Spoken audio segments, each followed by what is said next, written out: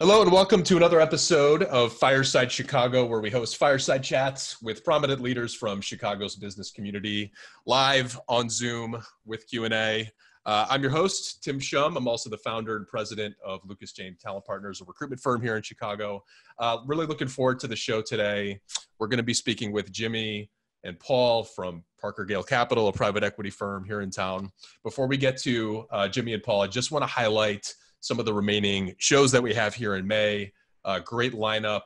Next Tuesday, we have our first jam session. We're going to be focusing on speaking with heads of sales of growing technology companies here in Chicago. We have John from Paro, Emma from Built In, Adam from Active Campaign, all run the revenue side of their B2B technology businesses. So tune into that if you're interested in sales, marketing, pivots within COVID. Really looking forward to that conversation. Next Thursday, Julie Novak, founder and CEO of Party Slate. Julie's founded Party Slate in 2015, rapidly grew Party Slate. If you're in the event space, wedding planning, DIY events kind of space, you've heard of Party Slate before, for sure. Based in Chicago, great team, great story. Next, we have Amanda Lannert, CEO of Jellyvision. Many people have heard of Amanda Lannert before, heard her speak before. If you haven't heard of Amanda, you've definitely heard of Jellyvision, one of the most consistently growing companies over the last decade under Amanda's leadership. And then last but not least, May 28th, founder and CEO of Holberg Financial, Joe Holberg. Joe's platform assists with financial literacy, personal finance, for the masses. His platform, he partners with HR folks as a benefit to employees. I think with this COVID situation, if you're not looking at your personal finance, if you're not investing in your own education around financial literacy, now is the time to do it. Don't keep your head in the sand. Definitely tune into that for sure. Moving along, as I mentioned, we have Jimmy Holloran and Paul Stansik from ParkerGale Capital, both operating principals within the firm. They're also frequent contributors to the private equity podcast called Private Equity Fundcast, F-U-N-cast, Private Equity Fundcast. If you're interested in private equity, business in general, definitely check that out. Jimmy and Paul are on that frequently. ParkerGale is a private equity firm focused solely on middle market and lower middle market investments in technology companies. A tagline that I pulled from the firm's website says, "Products that matter, cultures that last." I think it's that latter piece, cultures that last, that in my opinion is a key differentiator of ParkerGale and really any private equity firm that has a focus on talent and culture as they partner with portfolio companies. Paul and Jimmy lead their talent and human capital practice. They work day in and day out to ensure their company's culture is thriving, as well as attracting, developing, and retaining top talent in the marketplace. Ladies and gentlemen, Jimmy and Paul, welcome to the show, guys. Good to be here. Thanks, Tim. This is fun. Thanks, Tim. Absolutely. So why don't we just start off with, just for the folks that don't know you guys, don't listen to the podcast, high level on ParkerGale, introduce yourselves, and then we'll get into the conversation. Cool. I can start. I'll give a quick potted background of me and then talk ParkerGale. And so I grew up in St. Louis, so lifelong Cardinal fan. So I'm behind enemy lines here in Chicago. Done a number of different things in my career before joining ParkerGale. I was a Teach for America Corps member, spent some time in telecom sales with Nortel, went to business school, spent some time with Paul at Bain & Company and strategy consulting.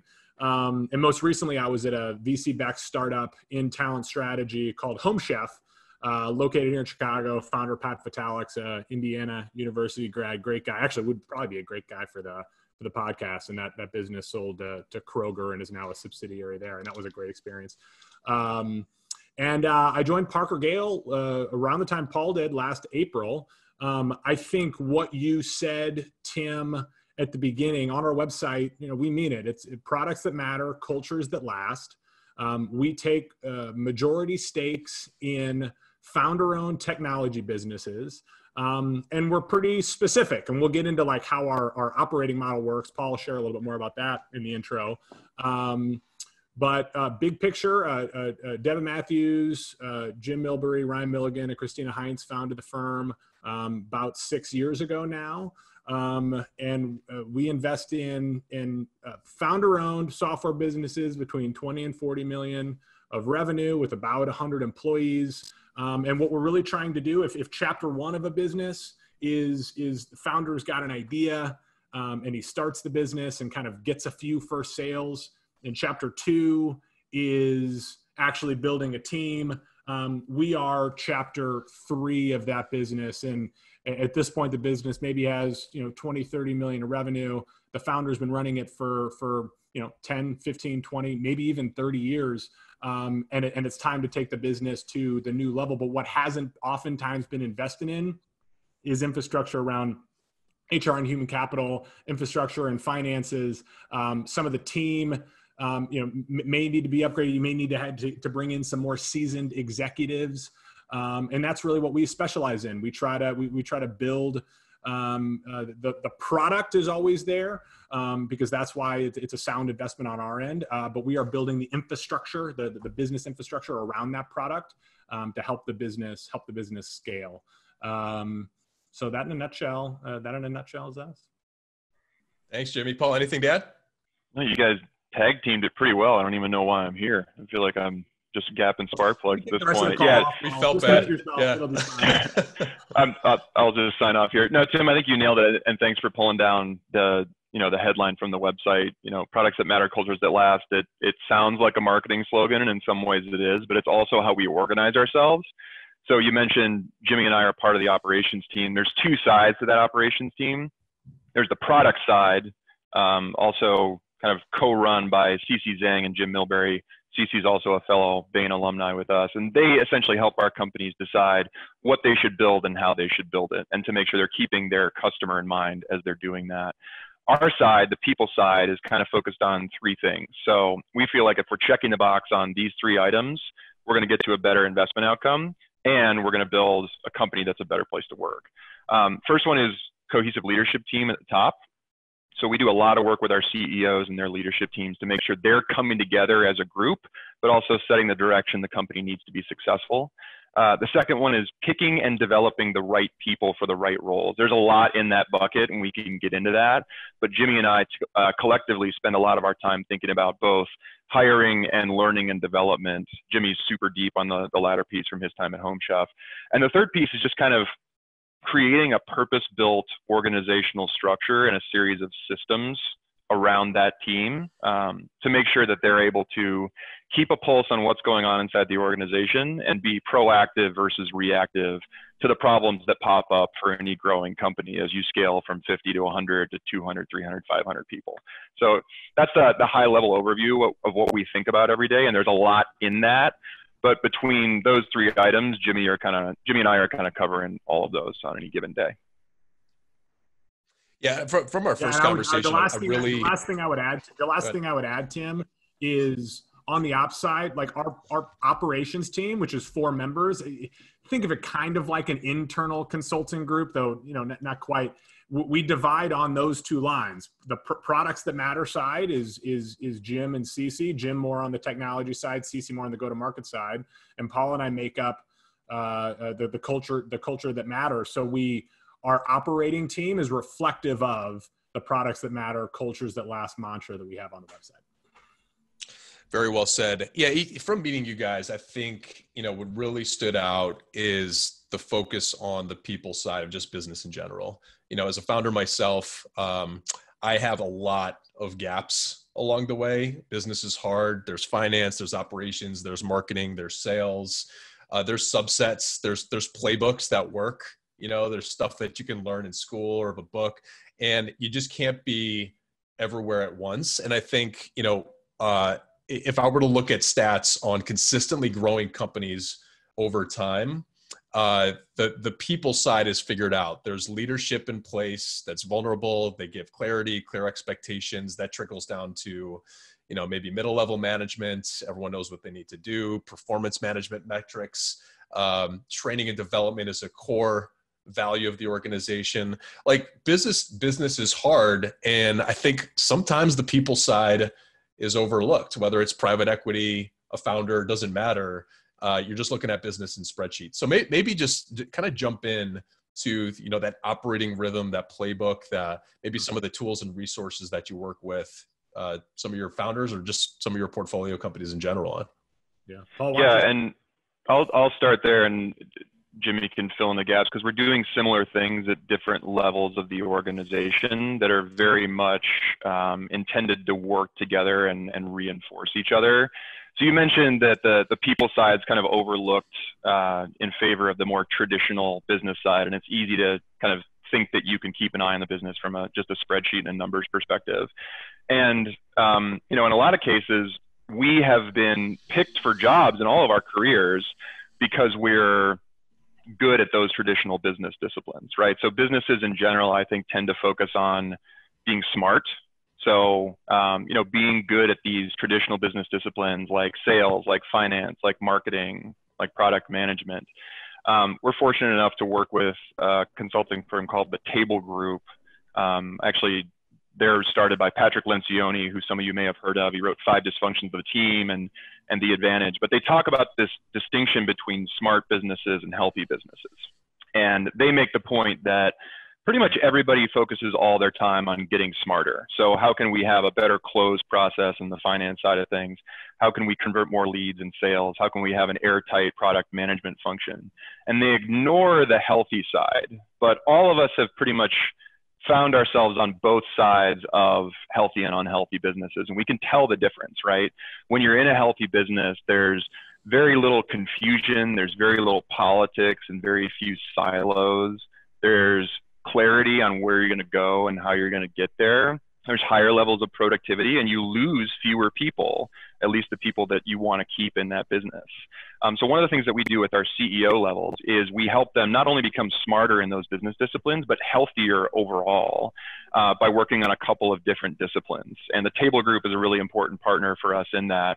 But the 4 disciplines are, you know, they're no secret. They're structured in the book, The Advantage, which I'm a huge fan of.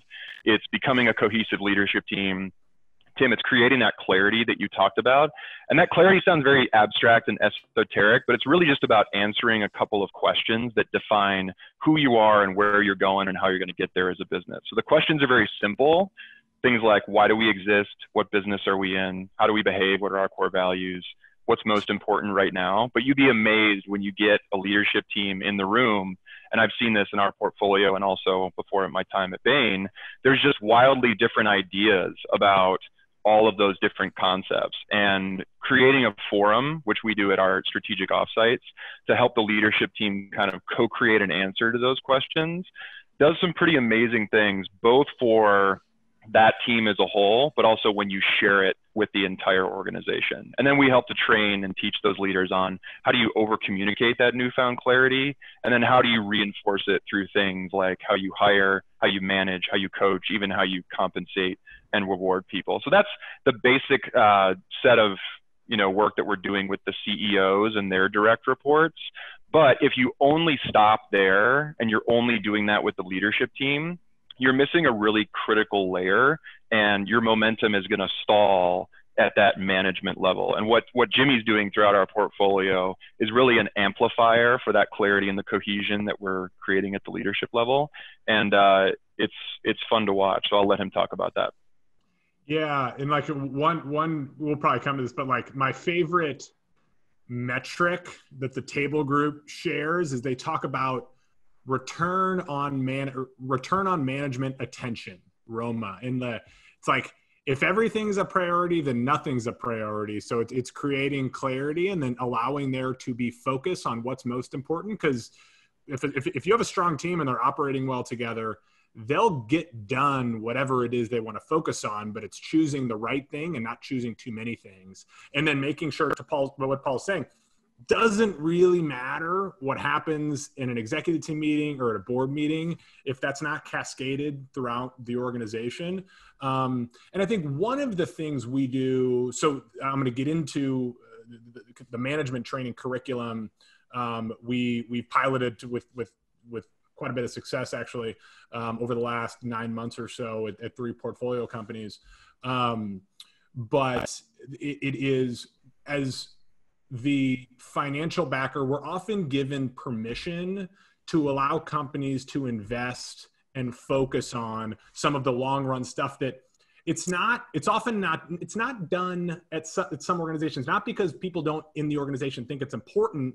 It's because there's always something that is more important or more pressing. And what we're really trying to do, particularly early on in our investment, is saying, hey, it's okay to make a big investment in the team, because like you go fast alone, you go far together. So the investment we make in this team is going to pay off in the out years, and we're trying to build long run, lasting value, and that comes with investment in the team. So the curriculum we build, our partners, Katrina Callahan and Amanda Cutright, they haven't incorporated into one company yet, but they have a management training program called L6.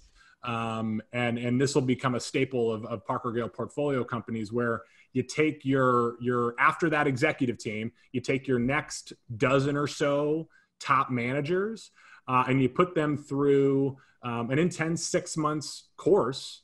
That's the 6 full day on sites over the course of 6 months. It's a 360 evaluation through the leadership circle, and it's executive coaching. Both Katrina and Amanda are Georgetown trained executive coaches. And it's a pretty powerful and profound program. You know, before these programs and founder-run businesses, we see even in 100 people organizations, we see silos across the different departments. The development department does not talk to the sales organization, and vice versa. You haven't had the funds to invest in strong, experienced managers at that middle manager layer. So you have uneven management, and the clarity that Paul was just describing. You know, the executives might not all agree on it, as Paul was sharing, and it definitely hasn't cascaded throughout the organization. So this program helps cascade clarity throughout the organization. It helps break down silos across the organization, because in any 21st century knowledge economy business, you have to be able to talk across silos and build cross-functional teams to get work done. And you have to have just sound blocking and tackling when it comes to, you know, management and giving feedback and getting better over time. And those are the types of things we're seeing as outcomes of that program. And almost more importantly, you're enlisting this next level, because roughly at each of the organizations we piloted, I mean, 2/3 of the organization report directly into these dozen people. So if you're looking for a megaphone for that executive team to have throughout the organization, enlist those level of leaders, but don't just like tell them, actually invest in the skills required to do that. Because this is hard work. Like this is a 21st century knowledge economy and an innovative business. It's hard to deliver results. So it takes intentional training, and we try to deliver, to invest in our teams and deliver against it. Well, a lot of the things you guys are mentioning, I came from a, multi-billion-dollar organization. It's privately held. It started with 2 people in a basement. It went through various iterations over time, from like the basement to like the small office, like frat house kind of culture, to silos and individual pockets, to investment in training and development and outsourced consulting. It was, although I wasn't there that that entire stretch that I mentioned, it was very interesting to see. Now we work with at my firm, small businesses, middle market organizations, growing companies, and there's a lot of gaps there. Question for you guys: on the front end of an investment, how much diligence is around the people, culture, what processes are in place? Because, some private equity playbooks are like, the sloppier, the better, because we're going to get the valuation that we want. We're going to turn it around and it's going to be great. I know that, people is a harder thing to move than, say, cost cutting measures or implementing technology for efficiencies. Maybe speak to that a little bit. Yeah, Jimmy, I'll kick it off there. There are probably folks out there who are doing more hardcore things in terms of human capital diligence than we are. Like we mentioned, we're a relatively small team, about 15 people, kind of split across investment and operations. I think what we're trying to do at the diligence phase is a little bit of what you described, which is kind of a binary exercise. Yes or no, are certain processes in place or not? And we look at those as a way of getting to what Jimmy was talking about, this return on management attention, because we know pretty well for any investment, no matter what it looks like or how mature they are, what we're going to do in the first year to help them go from here to there. The big question for us at the diligence phase is more about sequencing and in what order do we do these activities? When does it make sense to really lean in with the executive team? When does it make sense to look at something like a hiring process? When does it make sense to bring in this next level of managers? Or when does it make sense to kind of do an initial talent assessment and kind of get the 9-box out and figure out, you know, are we really identifying the people who are high performers and are going to invest in an outsized way? So it's, you know, I like the phrase emergent strategy, because if we were to put on a piece of paper at the diligence phase, you know, exactly what we were going to do from a human capital perspective, all we know is that it was going to be wrong. So we get in the habit of pulling out the plan. I like the phrase, you know, plans are useless, but planning is essential, both to get the company kind of familiar with the things that are in our toolkit and the rough sequencing of those things, but to make sure that we're kind of developing a continual hypothesis on what we should do and when. And of course, we're doing the, you know, kind of bare bones things like, hey, what is the makeup of the workforce? How many people are at HQ versus remote, which, as we know, has just gotten way more complicated? And what's the architecture around that in terms of benefits and all that? But I'd say the biggest thing that we're trying to figure out is we have a pretty defined toolkit and we know what we're going to pull out. It's just a question of when do we do that to make sure that we're sequencing things as thoughtfully as we can. You had mentioned a couple things there, and you were talking about some of the management training, you know, the outsourced consultants kind of coming in. I'm looking at our attendee list now. I'm familiar with some of the people that tune in. It's going to be, you know, early stage to mid-stage founders, people leaders at early stage to mid-sized companies. What are some of those like low-hanging fruit, you know, make sure you check the box things that are typically missing that could be an easy takeaway for a founder that doesn't have a lot of capital or time, or an HR leader that, you know, maybe cost containment given this COVID pandemic is top of mind? You know, what are some maybe, you know, 2 or 3 takeaways that you see that are high ROI, low hanging fruit for you guys? Jimmy, I was going to talk about hiring, but what's on your mind? Yeah, I think if there's, you cover hiring. I think I was going to, like, having some sort of annual talent review, or maybe it's for a fast moving startup, it might make sense to do it semi-annually or even quarterly. Paul mentioned, we use a 9-box as a convention. It's 9 boxes. It's a 2x2 with performance and potential on either end, and each employee is rated on 1 through 3 on one of those dimensions. There's a great book on it called One Page Talent Management, which describes it really well, and just performance management in general. Because like what happens at larger companies is performance management and performance review and talent reviews are grossly over engineered to the point where like managers don't like it and they're not executed very well. At smaller companies, they're more colloquial and under engineered. And having like a Goldilocks approach to how you're reviewing talent on a, you know, annual, semi-annual, or even quarterly basis is really important. I was actually just talking to young woman who recently became CEO of, and we were talking about just this. She's like, I just became CEO of this company. We haven't really done, you know, like performance management in the past. And there's a bunch of people in the organization who are just good friends, but maybe not the right fits for that have just been kind of hanging around. Like, how do I do? And like I directed her to that book, and like, knowing that at small growing companies, it's often under-engineered, and at large companies, it's over-engineered. And finding the right Goldilocks approach is really important. And yeah, that book, One Page Talent Management, is a great resource. So I think that's... Yeah, and just remembering what that process is for is a step that I think people skip sometimes. Because Jimmy's right. Like he and I have both been part of annual review processes or more frequent review processes that are just monstrosities, right? There's all these different scales and questions, and it takes forever to fill out the form. And then you get to the end of it and you're like, did this really help us do what it's supposed to do? So in my opinion, a performance management process, whatever it looks like, is designed to do two things. It's designed to fairly and objectively identify the people who are going to make an outsized contribution to the success of the business. And it's a way to force conversation and feedback loops about how people are performing and how they can get better.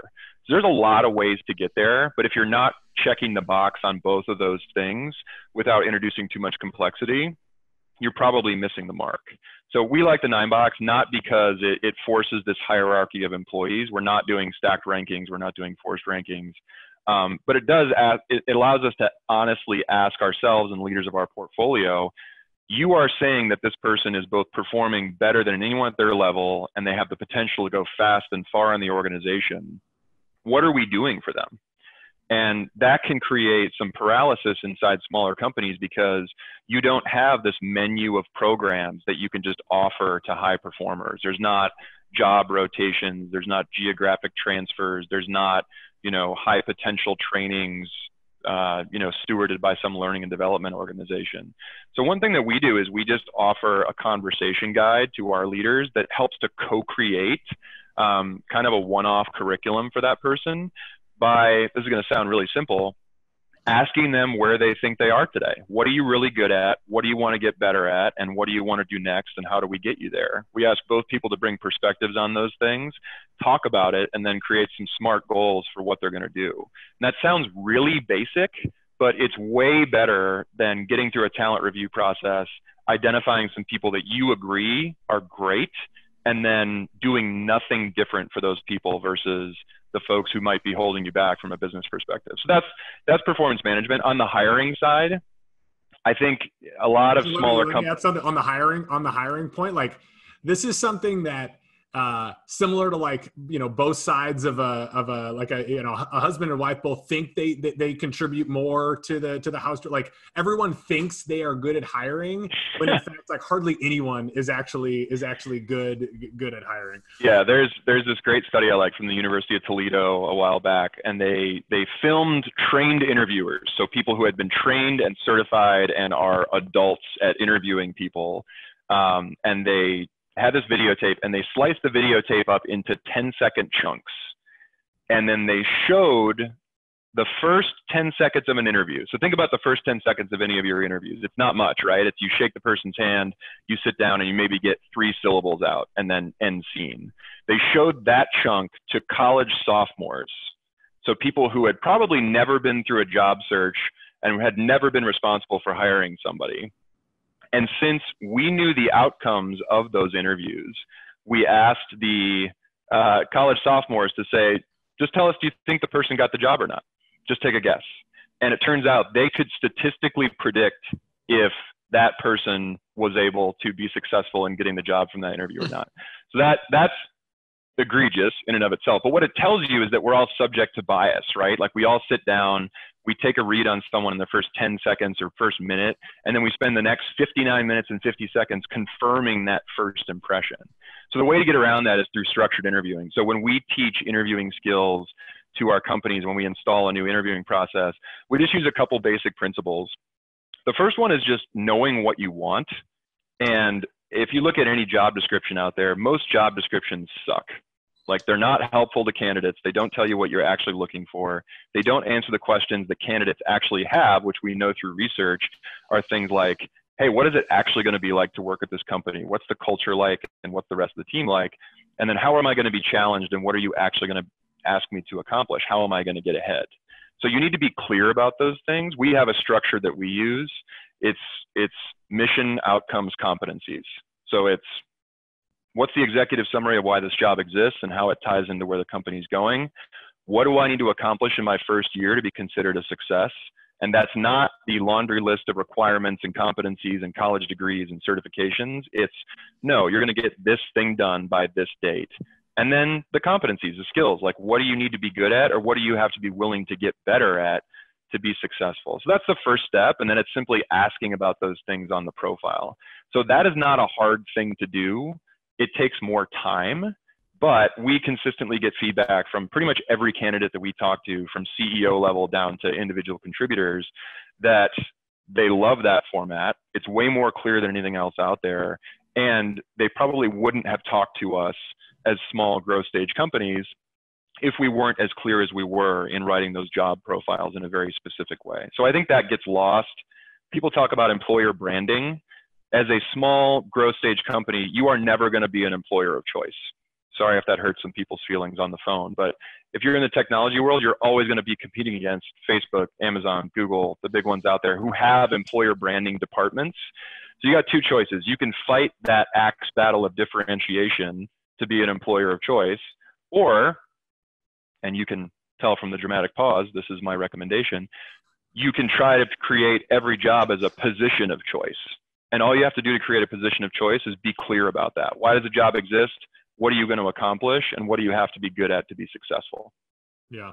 Yeah. Like, guess what? A players want to come into organizations that are quickly moving and do big things. So like we write performance profiles to like I'm on the board. I'm on the board of my high school, and there's a stock a job description for a new development director that we're hiring.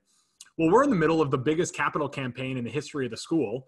And like the performance profile was just a stock one they used, 5 years ago when we weren't. It's like, no.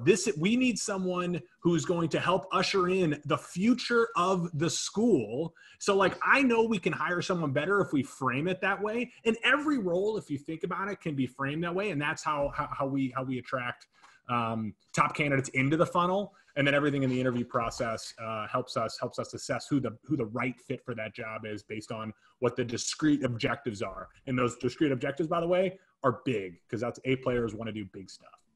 Yeah, Jimmy mentioned. This is not a movie, right? So don't pick someone from central casting. Like, figure out what role that person needs to play, and then be specific and structure your process around finding the things that you're looking for, because those people are out there, but it requires more work on the front end to define what you're looking for, instead of this amorphous, horrible list of requirements and competencies, and nobody looks at that. Make it helpful and make it clear. Whether you're a leader, manager, human capital, human resource business partner, VP of people, you can't have a flavor of the week with this stuff that Jimmy and Paul are talking about, right? You can't just, on Monday, hey, we're doing this $9 thing. We're doing, one-on-ones now, throw it in the calendar.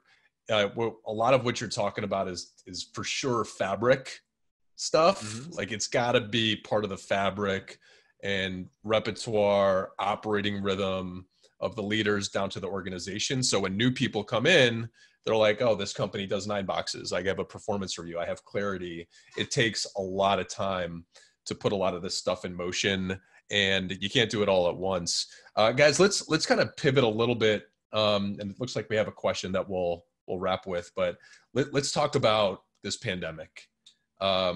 We've had a 10-year bull run. Things are good. Things are growing. Valuations are good. There's an expectation from a lot of the workforce that there's always going to be a job out there for me. I'm always going to get a promotion. My company's always grown. This thing caught a lot of people off guard. Depending on what industry you're in, you're affected positively, negatively, somewhere in between. How is this changing what you're focused with your portfolio companies on a day-to-day basis? Yeah. Jimmy, the doctrine of Patty McCord is coming to mind, and I feel like that's maybe one that you should take. And you may have something specific in mind that you should definitely share. I mean, I think the treat people like humans and treat people like adults is like the mantra that Patty says, and I think for me, like, one, giving some space and treating people like humans is really important. Like there were a lot of kind of all the people that's building systems and strategic stuff that we've been talking about. While that's very important, often isn't urgent to get done in any given quarter. So we certainly pulled back on a lot of strategic priorities is everyone was reassessing. Now we have strategically been kind of like reintroducing different areas. But I think what coming back to the purpose of an organization, which when Paul was talking about the Lencioni, the advantage, the first question you answer as a part of that offsite is why do we exist as an organization? And even when companies go through tough times, even when cuts have to be made, belts have to be tightened and things change. What's not important in any given point is what you do. What's important is why you do it, and reminding folks of not the business definition of the company, but the purpose of that company is because I watched I actually think one of you guys sent it to me, a great Simon Sinek, who's got the great TED Talk on the Golden Circle. There's a video of him doing a Zoom meeting with his team, and he's like, this change, we've seen disruptions like this before. He's like, frankly, from a business perspective, this is a little more like the internet coming than it is like the 07, because things are just going to be different like now, and they're going to be different when we get back to whatever the new normal is. And it's companies that are able to, that are guided by their purpose, because the business may change. You're going to have to be nimble. You're going to have to be agile. You're going to have to go to market in different ways. You're going to have to service clients in different ways. Companies that are able to figure that out and keep aligned with purpose are ones that are going to come through this stronger. Those that are rigid and who focus on what they do and not why they do it and not the outcomes they're trying to drive, those are businesses that are going to struggle. So we try to focus on the human side of things and focus on purpose, what we're doing here to begin with. Yeah, that's totally right. And I'd say in addition to that, it's really important, inherent in everything we do is developing what one of our portfolio companies, Culture IQ, calls a culture of listening, which is you have to have structures and processes and disciplines in place to take the pulse of the organization in a fairly objective way and figure out what's going on and what your hot spots are and what's causing people to vibrate and get distracted from what really matters. And so there's a couple of things you can do there. One is just have a measurement tool. So whether it's a survey or a platform like Culture IQ or some other engagement platform, like you should have a scorecard on the relative health of your culture and your employee engagement. But you can't stop there. I think it's really important, teaching the skills of management is what Jimmy's management training program, I think that's its primary purpose. I think one of the secondary benefits is it creates this really cohesive cohort at the middle layer of a company that is great for a two-way sounding board. So, hey, here's why we're doing certain things. Here's why we're taking certain actions. What are you seeing with your team? What are you picking up on? How can you help us reinforce this messaging? Trying to do that just from the top down is pretty difficult to do, even if you're doing all the things that Jimmy's talking about. If you've taken the time to invest in that management layer and bring them together and ask them what they think, the feedback from that, coupled with a more objective and traditional management tool, is really, really helpful, especially in a really disruptive time like this. Yeah, like the folks on the ground level are going to know what's changing. So now is not the time to be command and control. Now is the time to be decentralized and have clear lines of communication up and down the organization, so that you can pay attention to what's changing and you can change your business model if you need to. That Simon Sinek video that you were talking about, for folks that are interested, it's really impactful, especially for times like these. Just type in Simon Sinek Zoom meeting. It's titled "These Are Not Unprecedented Times." Yeah. And I think, when we spoke last, just around the concept of, wartime versus peacetime management, or wartime versus peacetime CEOs or cultures, there's a lot of uncertainty out there. There's a lot of fear out there. I remember 10 years ago when we went through a similar recession, without drawing too many comparisons, my friends got laid off. I kept my job, but work sucked for a long time. family members got laid off. Friends of mine that just got their first apartments, downtown Chicago, going to the bar scene, had to move back home. And the engagement piece that you guys are talking about is paramount. We have most knowledge workers that are working from home right now. And if they're disengaged, fearful and uncertain about their future, that could be really bad. So I would urge a lot of the listeners to find out what that rallying cry is for you and your organization, tap into that, get everyone locked arms around this thing, because it's going to be tough. We have one question. Let's finish there. I guess, let's just say in a minute or two, answer. The question, it's a longer paragraph, but how do you handle maybe a leader, manager that's resistant to change and gives pushback on a 9-box process on, I got to do one-on-ones now, I have to follow an interview packet. All these things are good. They probably worked at a larger organization before. That makes sense. But it's not the way that it was done before, right? How do you deal with some of that resistance? Yeah, I think the common theme that I've seen, at every company, but in smaller companies too, is nobody will say that we're as consistent as we could possibly be. So there's some inconsistency in performance. There's some inconsistency in the experience of being part of that team. And going back to the cultural listening point, I think it's important to just ask about that inconsistency and how it shows up. So a question that I like to use is just, hey, I've got a playbook on how to do this. We've done it at other companies. But before we even get into that, just what is this team like, or what is this process like when it's really clicking at its best? And then what does it look like when it falls down? Like, what does it look like at its worst? And to sort of explore that spectrum of what things look like at their best and at their worst, because that exists in any company, right? And that talking about things, what they look like at their worst, opens up the ability to talk about the actual problems. And Jimmy and I think about ourselves as product managers of the talent world. So what's a good product manager do? First thing they do is they solve a problem. Second thing they do is build a simple solution. And the third thing they do is they talk to their users. And if you repeat that often enough, starting with the really listening piece and actually trying to solve the problem, that helps a lot. The second thing we do, like we say it all the time, we want to do things with people, not to them. So we never try to take the stance of, hey, we know best, this is the best practice. And we intentionally don't design any of our playbooks or toolkits to kind of go beyond the 80% level, because we know the real art of this and the magic in it is that last 20% of making it fit into the handwriting of that unique company situation. And different companies need different things. So I think leading with that messaging and just honestly listening with kind of the beginner's mind of, hey, before we even agree on the work, I just want to know what this looks like when it's working great and what it looks like when it's, not meeting your expectations. That seems to work pretty well, especially when it comes from an authentic place. And from us, I'd like to think that it does.